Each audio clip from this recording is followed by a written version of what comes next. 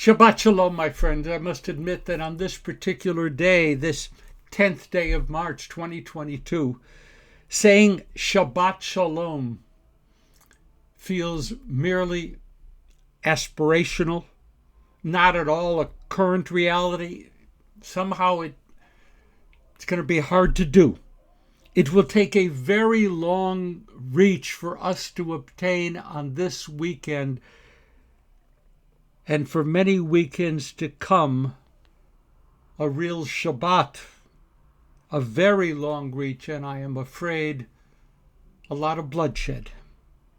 Abraham Joshua Heschel, with sublime insight, had this to say about the Sabbath. There is a realm of time where the goal is not to have, but to be, not to own, but to give, not to control, but to share, not to subdue, but to be in accord. Life goes wrong when the control of space, the acquisition of things in space, becomes our sole concern. Not to have, not to control, not to subdue. Heschel, he who wants to enter the holiness of the day must first go away from the screech of dissonant days, from the nervousness and fury of acquisitiveness. 6 days a week we seek to dominate the world, but the seventh day we try to dominate the self. The nervousness, the fury. Heschel, the essence of the Sabbath is completely detached from the world of space. The meaning of the Sabbath is to celebrate time rather than space. 6 days a week we live under the tyranny of things of space. On the Sabbath, we try to become attuned to holiness and time. Detach ourselves from the acquisition of space. Turn away from the tyranny of space. All of that, my friends, requires a very long reach, probably a great deal of bloodshed, and sadly, a very long time. So, let's turn to our Sedra, Vayikra, Leviticus 1:1, and following the beginning of the third book of the Torah, not because we ourselves are seeking shelter in some sub-basement from bombs and missiles that are targeting us, but because that's what Jews always do. In times of nightmare and in times of joy, in times of tumult and of confusion, in times of calm and of comfort. Ki hem chayenu va'orech yameinu. Torah is our life. It is Torah that gives meaning to the length of our days. Okay, by the way, it's a very special Shabbat. Do you know what it is? This Shabbat? Why it's special? Good. It is Shabbat Zachor, heralding the imminent arrival of PURIM on Wednesday evening, March 16th. We are preparing now to celebrate not only the crushing of Haman's evil, murderous intentions, but the crushing of the evil intentions of all who would seek to bring disorder and death into our world. Okay, hear this. This is for you, Mr. Haman. This is for you, Mr. Putin. Enough. Okay.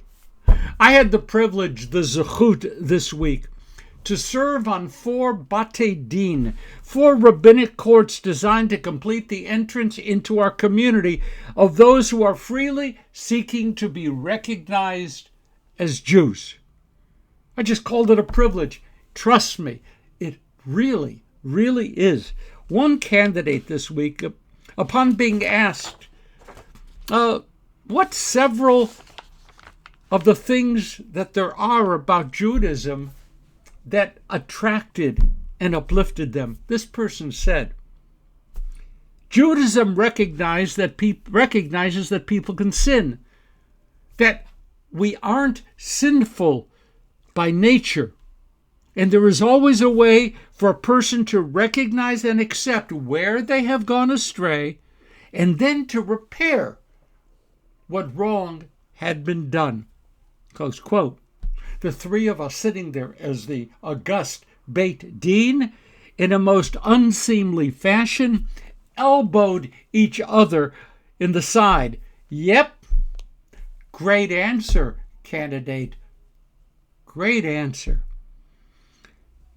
To the casual and often uninspired reader, much of the book of Leviticus must seem tediously filled with arcane descriptions about what to sacrifice and how to sacrifice. Truth be told, at least for me, studying Leviticus can be quite tedious. And it's a rather startling, unwelcome change from the fascinating narratives of Genesis, Exodus. But our teachers over the ages understood that much of Leviticus actually deals with how we should and can approach God. Sometimes to give thanks. Sometimes, as the candidate noted, to seek forgiveness. Sometimes to reach for healing. And sometimes to express our yearnings for blessings over the work of our hands. Bottom line, we need the texts of Leviticus so that we can pause to drill down into the subtexts of Leviticus, subtexts which are very, very rich. Take, for example, you want an example? Leviticus 4, verses 22 and 23, quote, "In the case of a Nasi, a leader or a prince who sins and either realizes his own guilt or his guilt becomes a matter of public awareness, this is how atonement is to be achieved." And then we get a description of how this particular sacrifice among many is to be carried out. It is understandable that we could easily slide our attention elsewhere. Easy enough, but wait. This text also, as much of Leviticus, does have subtexts. So, we expect more from our leaders. Note, the sacrifices demanded of the Nasi who sins are not the same as the sacrifices demanded of regular Israelites who sin. The procedures are also different. So here is subtext number 1. We have every right to expect those who would lead us to behave in an exemplary fashion.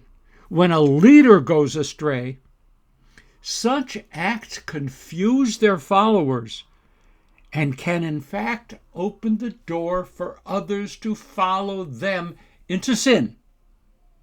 The misdeeds of a leader ripple down throughout the community. We're going to stop here, go to the next one to get subtext number 2. Stay tuned.